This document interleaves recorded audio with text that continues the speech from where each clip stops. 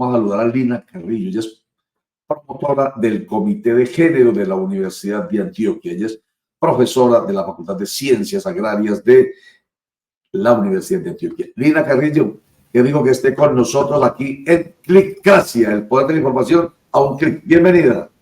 Muchas gracias por la invitación, Roger, muchas gracias. No, señora, a usted gracias por estar con nosotros, por madrugar con nosotros. ¿Contenta con la noticia con que nos levantamos hoy? Muy contenta, contenta y con el corazoncito un poquito arrugado porque hoy teníamos unas celebraciones de las que vamos a hablar, muchas actividades y nos tocó aplazarlas porque ayer a las 8 de la noche nos llegó un mensaje de la universidad que no iban a abrir el campus, entonces tocó aplazar todas estas actividades que habían llevado una preparación enorme y unos esfuerzos de estudiantes y profesores, profesoras, que pues queda mucho pesar, pero claro. fue aplazado, digamos, no es... No fue aplazado, no se cancela, sino que se aplaza. Y bueno, aplaza. a propósito de esto, Lina María Carrillo, es noticia también, o es información mejor para nuestros internautas y lectores, es que no quiere decir que por arte de que porque se haya levantado el paro, todo vuelva a la normalidad. No, ya había decisiones tomadas en torno a las instituciones educativas, por ejemplo, y eran decisiones previsibles porque había dificultades en todo el país con el paro de camioneros. Entonces, pero lo bueno es que ya se levanta un poquitico el corazón arrugado, pero sigue aquí en mente o la celebración o conmemoración, usted me va a decir cuál de las dos va a ser la palabra que vamos a aplicar realmente, celebración o conmemoración del segundo aniversario del Día Universitario por la Dignidad de las Mujeres y Disidencias Sexuales, Corporales y de Género de la Universidad de Antioquia. Digo yo porque es que a veces decimos, no, eso no se celebra, qué pena, eso se conmemora, porque lo que se conmemora a veces tiene que ver mucho con dolor. Hay dolor en esta conmemoración de este Día Universitario por la Dignidad de las Mujeres y Disidencias Sexuales, Corporales y de Género en la UDA. Sí, hay mucho dolor, lamentablemente. En la universidad históricamente se han ejercido violencias sobre las mujeres y las disidencias sexuales, corporales y de género, que ahorita las incluimos en este nombre largo que para muchas personas incluso es difícil nombrarles, pero que es fundamental nombrarles. Hemos vivido históricamente muchas violencias. Las mujeres y las disidencias nos hemos sentido intrusas en la universidad y la respuesta a esa intrusión o la respuesta que sentimos frente a esa intrusión ha sido las violencias que las caracterizamos como basadas en género porque se dan precisamente porque somos mujeres o porque somos disidencias.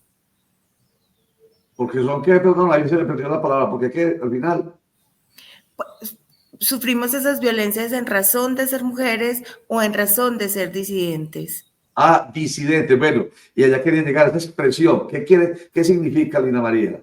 Ok, es que digamos, las personas que no se identifican, digamos, con un rol de género o de lo que intentan clasificar como sexo, se categorizan en diversidades, ¿cierto? Las diversidades sexuales.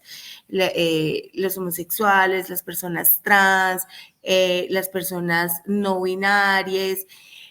Pero la palabra disidencias lo que enmarca es una posición política de reconocimiento de una acción política de reconocimiento frente a esa posición de ser diversidades sexuales. Esa es la diferencia entre decir diversidades y disidencias. Pues me suena muy especial la palabra disidente. Primera vez, se lo confieso, primera vez que la escucho, pero con toda la lógica, absolutamente con toda la lógica. Si me salgo del binarismo, o sea, me salgo de lo que se ha entendido en normalidad, o sea, yo soy disidente de lo que se entiende como normalidad, de que si yo nací hombre, tengo que cumplir unos roles establecidos, ¿cierto? De ser, por ejemplo, conquistador. Yo me salgo de ese rol, o de que tengo que tener como pareja sexual una mujer, viceversa con las mujeres tengo que tener como pareja sexual un hombre. Entonces, como me salgo como de esa normalidad y ese binarismo en el cual, digamos, la sociedad ha puesto un marco, entonces se considera disidencia más que diversidad.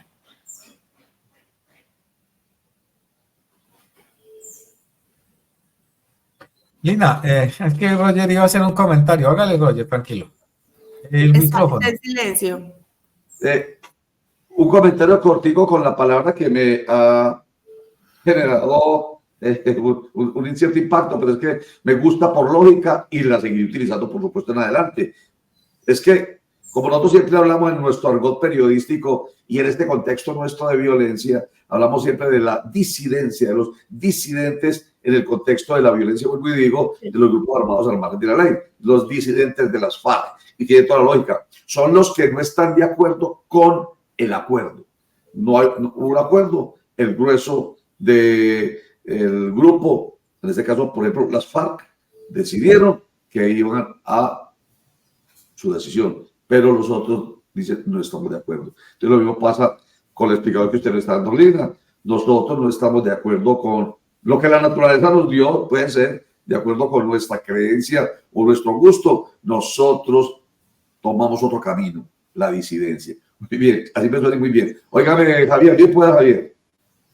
Es que yo quería preguntarle a Lina un poco el tema de qué tipo de violencia de género se da, sobre todo, y cuál es el que más sobresale o resalta o se realiza en el marco de las aulas de clase y de los campus universitarios, porque eso es un asunto que a veces ha permanecido casi que en silencio con muchas otras violencias, pero digamos que a veces a uno le cuesta creer que en las universidades donde este tipo de comportamiento debería ser un poco menos tolerable, se siga practicando. ¿Cuál es el análisis que ustedes hacen del tema? Mira, se ejercen todas las violencias. Recientemente la universidad financió un proyecto de acción institucional que lo lideró la profesora Sara Fernández, que es una persona muy reconocida en el tema, y midieron cuál es el grado, digamos, o sea, qué tipo y qué tanto en una encuesta que se llamó encuesta numeral Yo Cuento, que era una encuesta muy profunda sobre las violencias que sufrían las personas en la universidad. Y pues realmente eso está todo online, las personas lo pueden consultar en la página de la universidad, en el sitio de bienestar universitario están los resultados. Todas las violencias, o sea, absolutamente todas las violencias basadas en género se han ejercido en la universidad. Es decir, vamos desde ciberacosos, violencia psicológica, hasta uso sexual dentro de la universidad. Y esto nos creó una alarma enorme porque pues hay cosas hay cosas que habíamos naturalizado y ya entendemos que son violencia, pero hay violencias que son supremamente dolorosas, como el abuso sexual, y que eso ocurra en la universidad ejercida por personas que tienen poder dentro de la universidad. Esto es muy absolutamente doloroso. En razón de eso, en el 2022, hubo una asamblea permanente en la universidad. La universidad paró por 2 meses, dadas estas violencias que se ejercían sobre las mujeres y las disidencias, y en ese gran movimiento que lo categorizamos como un estallido feminista dentro de la universidad, lo que se pidió era atención a estas violencias basadas en género. Y estos 2 meses llevó a la firma de unos acuerdos por parte de la Asamblea y pues la Asamblea de Estudiantes y el rector, con 10 puntos, los cuales daban atención, digamos, la atención que estábamos requiriendo a estas violencias tan dolorosas. Lina María Carrillo, lo que voy a comentar me puede poner en una situación muy difícil con ustedes, las mujeres, siempre me pasa. Es que me pregunto, yo la estoy mirando a usted y me miro a mí. Y pienso en ese contexto del cual usted nos habla y de las violencias de género. Entonces empiezan a ir cosas a la cabeza otra vez siempre. ¿Qué es? Es la forma en que ustedes se visten y nosotros nos vestimos. Es la testosterona. ¿Qué es lo que yo digo? Que no permite que estas brechas se cierren y siempre se esté hablando de violencia de género, por ejemplo, de discriminación, de machismo. Es realmente, o sea, que está en nosotros, estoy hablando de los hombres, que somos los que generamos esa violencia realmente. Nosotros somos los victimarios. ¿Qué es y qué, o cuándo más bien, con paréntesis, aunque Dora Cecilia Saldarriaga hace unos días que estuvo aquí con nosotros hablando sobre el tema de la Asamblea Permanente frente a la reestructuración en la Gobernación de Antioquia, nos dio una cifra o un número o un tiempo mejor aterrador. Dijo, faltan 150 años para que esas brechas realmente se cierren. 150 años. Entonces vuelvo con la pregunta, ¿qué es? ¿En qué tenemos que cambiar realmente nosotros para que no sean 150 años más, sino rapidito, que no se vuelva a hablar tanto de estas violencias de género? Pues lo voy a responder en una palabra, se llama patriarcado. Y el patriarcado es una estructura social en la cual los hombres han ejercido el poder digamos, en todas sus esferas políticas, sociales, culturales, etcétera. Ahora, el patriarcado digamos, la historia del patriarcado es muy, muy larga, es incluso, estamos hablando que hay bases para que el patriarcado se generara desde el intercambio que había en las comunidades, digamos, primitivas de mujeres para poder hacer, digamos, una combinación genética, pero digamos que se instala cuando en un momento que la sociedad digamos, se divide en clases, entonces estas clases sociales, hay una propiedad privada y los hombres ejercen ese poder sobre esa propiedad privada.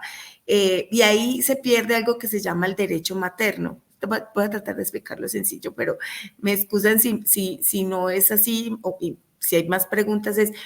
Digamos que en las sociedades primitivas había algo que era el derecho materno o una línea que se daba a través de la madre, es decir, usted sabía que era hijo de tal persona a través de la madre y las mujeres tenían un poder social en esos momentos, pero en el momento en que las mujeres pierden ese derecho materno y los hombres empiezan a ejercer el poder sobre estas propiedades privadas, entonces se hereda a través del padre y se hereda a través del padre y las familias se empiezan a conformar alrededor del padre y hay toda una estructura social que se empieza a ejercer alrededor del padre, es decir, los hombres, una estructura social que incluye, por ejemplo, la iglesia. Por eso no hay sacerdotisas sino sacerdotes.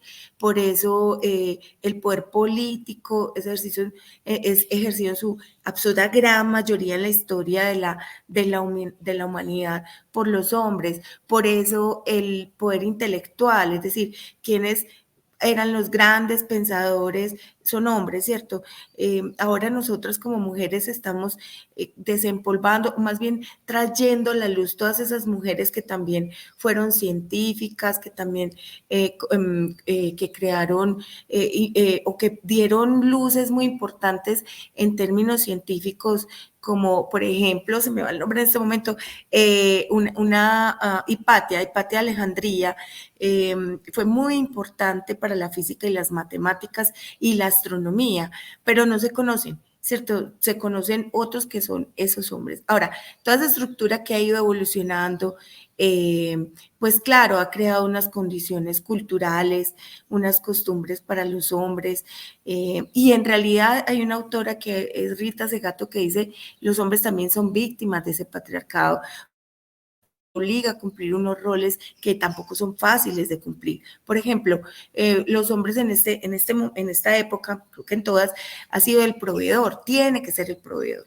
Y un hombre que no sea proveedor es un hombre que fracasa, o un hombre que no es proveedor es un hombre frustrado. Eso es una carga muy fuerte para los hombres. Los hombres no lloran, los hombres no pueden expresar sus sentimientos. Lo que decía ahora, los hombres tienen que ser conquistadores. Entonces, un hombre que no tenga esa capacidad, por ejemplo, de ser un gran conquistador o que no tenga esa conciencia de hacerlo, parece que es un hombre fracasado dentro de esta sociedad. Entonces, digamos que el patriarcado, si bien se ensaña a las mujeres y las disidencias porque no están allí en lo que llamamos normalidad, pues también los hombres sufren por este patriarcado. Yo no sé si fui clara con esa explicación. Muy clara, Lina. Lina, hablando usted de los hombres, pero también quiero que me haga referencia a las mujeres, sobre todo a las madres, que han sido casi que las perpetuadoras de ese esquema machista, repitiendo mensajes como que la mujer es de la casa y los hombres de la calle. Ese patrón, si se quiere, es el que plantea un machismo estructural muy complicado. ¿Ustedes qué piensan? Claro, quienes son machistas no son solo los hombres, las mujeres también tienen actitudes machistas y claro, por supuesto. Es más, en la universidad, les cuento acá, en la universidad hay muchas profesoras que salieron en defensa, pero así de varios a quienes eran acusados como violentadores. O sea, muchas profesoras salieron a defender a estos profesores y es normal también, es muy entendible que las mujeres, porque nosotras también reproducimos esto que nos han designado desde niñas, es que desde niñas nos están diciendo, vaya, arregle usted la cocina, y el hermanito vaya a jugar fútbol, o las niñas no juegan fútbol. Ahora, por ejemplo, muy en boca que está la selección de fútbol femenina. Entonces, claro, las mujeres entienden que eso es la normalidad y lo reproducimos. Todo el tiempo somos seres gregarios, de manada, de sociedades, entonces reproducimos obviamente todo eso. Es más, el feminismo es esta ideología que rompe con que más que una ideología son teorías que tienen toda la base científica para hacerlo, que rompe con todo esto, que empieza a preguntarse, ¿cierto? El feminismo empieza a preguntarse desde hace décadas, pero espere, ¿por qué? Es decir, ¿por qué tengo que ser yo la que tengo que cargar con todo el asunto del aseo y la carga doméstica y no los hombres? ¿Por qué yo me tengo que sentir insegura cuando estoy en la calle? ¿Por qué yo me tengo que sentir insegura con lo que sé? ¿Por qué yo no puedo tener una vocación de poder?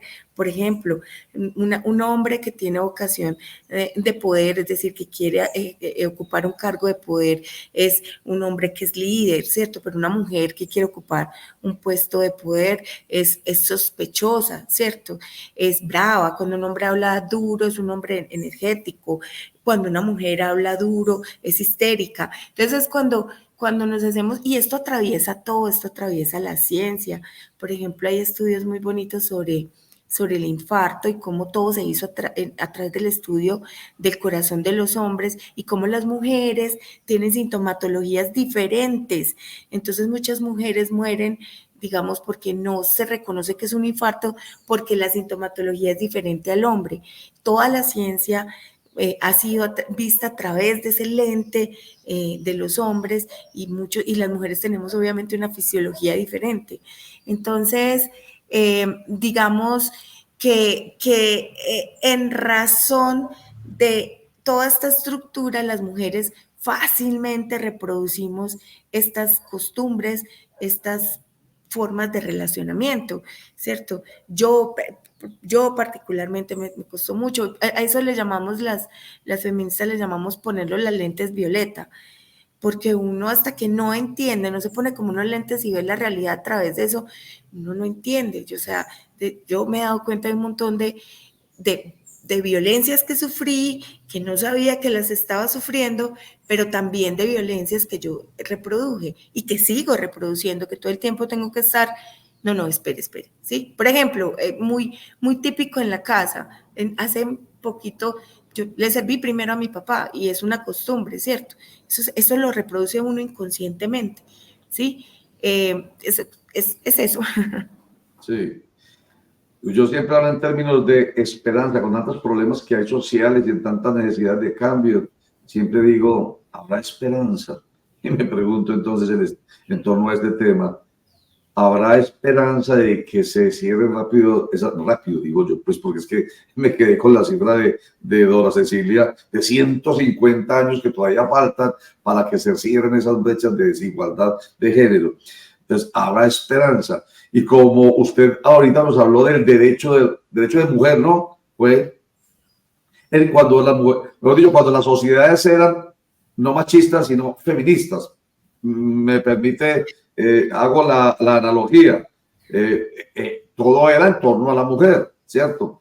Pero algún día ese derecho de mujer desapareció y empezó el derecho el de que nos tiene hoy conversando sobre el tema. Entonces, digo yo que hay esperanza porque puede haber cambio, así como hubo alguna vez culturalmente un cambio, puede haber cambio. Y pues preguntándome sobre ello, aparecen posibilidades como los movimientos feministas y los derechos humanos, por un lado, haciendo su trabajo, que hacen su ruido y hacen su trabajo. La conciencia, la educación que a veces desde la casa y en la escuela. Eso es un elemento bien importante, tanto en los hogares como en las instituciones educativas. Lina, en ese sentido hay una labor fuerte realmente en las instituciones y estamos hablando de la Universidad de Antioquia, que para la mayoría en el imaginario es una universidad muy liberal, donde estas cosas no se darían. A diferencia, esto suena incluso, ojo, estigmatizador, pero yo que soy de la Universidad de Antioquia, alguna vez me sentí incluso muy especial, permítame la expresión, porque era de una universidad con esas características liberales, distinto a otras universidades como la Universidad Pontificia Bolivariana, por ejemplo, con el respeto, pero yo también soy egresado de la Universidad Pontificia Bolivariana. O sea, lo que le quiero decir es que no quiero estigmatizar porque no sea parte de ella, pero en realidad una institución como la Universidad de Antioquia, pues se supone que tiene un pensamiento mucho más liberal. Entonces, existen los problemas allá como no existir en otras universidades y en instituciones educativas, ¿cierto? Normal. Pero vuelvo al principio de la pregunta. Si hay un compromiso institucional para que las instituciones educativas, desde la básica primaria hasta la universitaria, trabajen el tema en ese cambio de chip de los hombres en relación con las mujeres. Primero decirte que esa libertad democrática que nosotras y nosotros y nosotres quienes estamos en la Universidad de Antioquia hemos luchado es la que ha permitido que esto salga a flote. Digamos, esto estuvo, no es que antes no hubiera violencia o no es que en otras universidades no hayan este tipo de violencias, sino que no han salido a la luz. Entonces es precisamente esa lucha de estar adelante, de progresismo, como tú la llamas, es la que ha permitido que esto sea público, ¿sí? Compromisos, voy a también, esperanza toda. Si no tuviéramos esperanza, no seguiríamos. Si no tuviéramos esperanza, no hubiéramos instaurado un día universitario por la dignidad de las mujeres y las disidencias. El compromiso institucional, aquí hay muchas cosas, ¿cierto? O sea, el ministerio le ha metido mucho, digamos, la en estos últimos tiempos a este asunto. La Corte Constitucional tiene varias sentencias en razón de este tema, incluso una muy reciente en razón de la protección de quienes acompañamos a víctimas por violencias basadas en género, que obliga a las instituciones, digamos, de educación superior en particular y de educación en general a atender estas violencias y a prevenirlas. Pero digamos que en el día a día, en la inercia que puede ser la universidad, en la voluntad política que hay de algunos directivos, en eso todavía hay muchas barreras, mucha resistencia. O sea, en la universidad todavía tenemos muchas barreras que sortear, ¿cierto? Tenemos procesos larguísimos.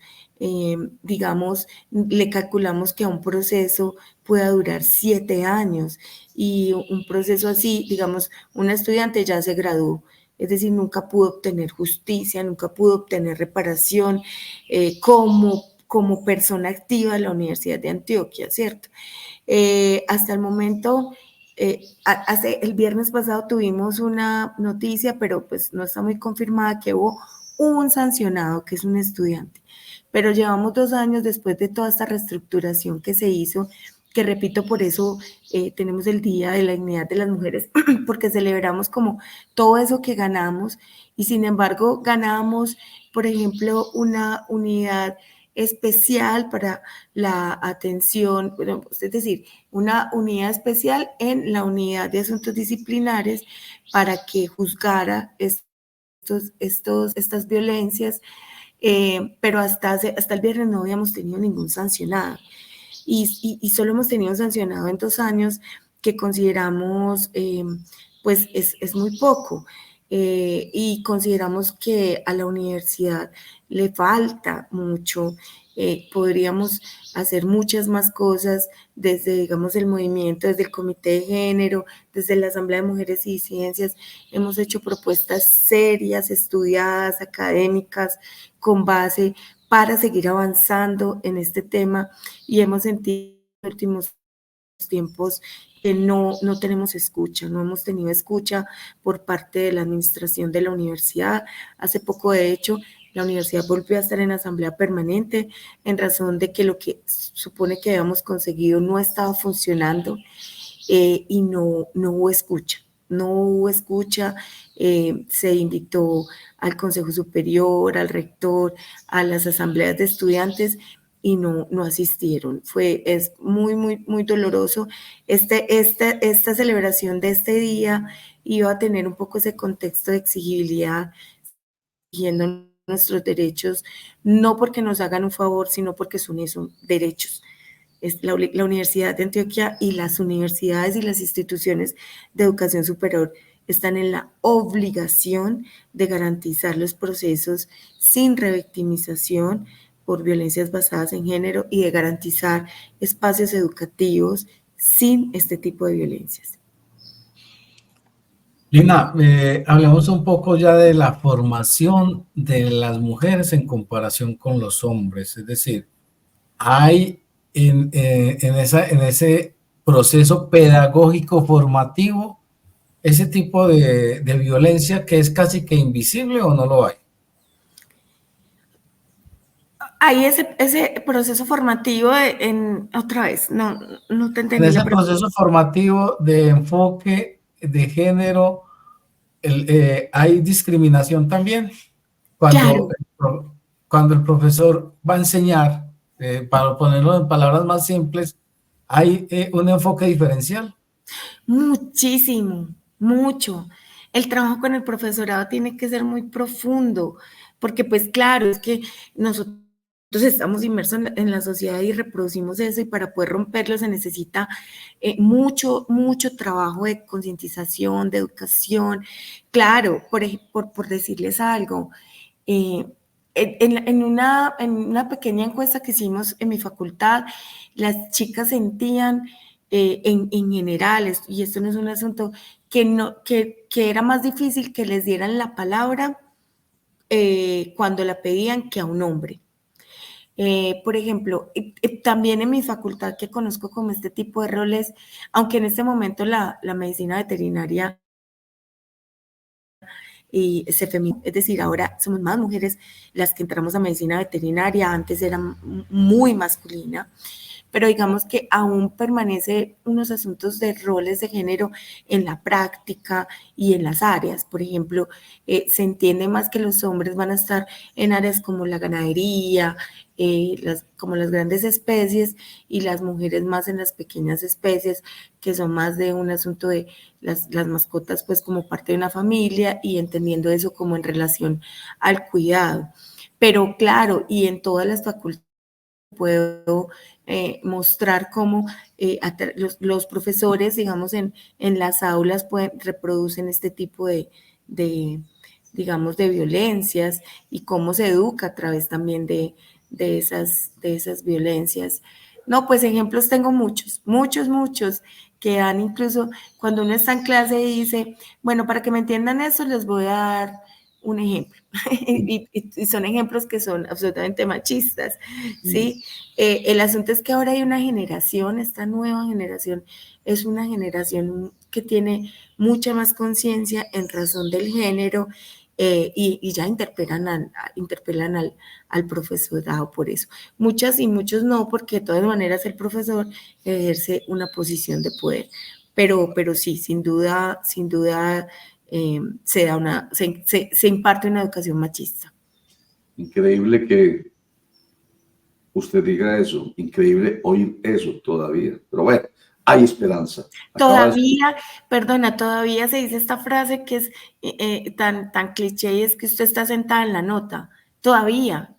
Es más, todavía hay casos de la universidad que yo digo, pero si llevamos 2 años en que daría un poquito de susto, digo yo, pues no, todavía sigue habiendo un montón de acoso que es descarado, la verdad. Sí, increíble, digo yo, pero también hay una esperanza, usted lo acaba de decir, es las nuevas generaciones, siempre y cuando pues los educadores de esas nuevas generaciones no sean los de las viejas generaciones, sino que vayan cambiando. Pero sí, ya hay unos comportamientos distintos en la casa, con los hijos, con los nuevos niños y niñas, digo nuevos, todos de las nuevas generaciones, comportamiento distinto, una relación distinta. Y entonces eso nos da una cierta esperanza. Bueno, entonces queda aplazada la celebración. Esta celebración, esta conmemoración del Día Universitario por la Dignidad de las Mujeres y Disidencias Sexuales, Corporales y de Género. Y entonces estaremos atentos a nuevas noticias al respecto, Lina María Carrillo. Ojalá sean noticias siempre constructivas, siempre de logros y no de hubo que sancionar a un profesor o a un estudiante y que siga ese círculo vicioso lamentable del machismo para que esas brechas de género se vayan cerrando rapidito, que yo tengo confianza en ello. Lina María Carrillo, docente de la Universidad de Antioquia, y que usted como promotora del Comité de Género de la Universidad de Antioquia nos aporta mucho en este proceso. Cobremos por ventanilla, Lina María. Hay medios de comunicación, eso es muy importante, no todos, pero nosotros somos uno de esos medios que le estamos aportando en la medida de lo posible a esa búsqueda de la brecha de diferencia de géneros que hay tan grande. Entonces, medios de comunicación también, y nosotros decimos, nosotros sí estamos ahí. Muchas gracias, Lina María. Muchísimas gracias. Dejar el mensaje de que cuando las mujeres avanzan, los hombres no retroceden. Muchas gracias. Eso me gusta, sí señora. Hay otra cosa, detrás de todo gran hombre hay una gran mujer. Venga, antes de que se vaya. A mí eso me suena más empoderador para la mujer. A veces eso suena supuestamente muy machista, pero decir, detrás de un gran hombre hay una gran mujer, eso me suena a que es tan importante la mujer y a veces hasta más importante que el hombre en ciertos roles, ¿o no?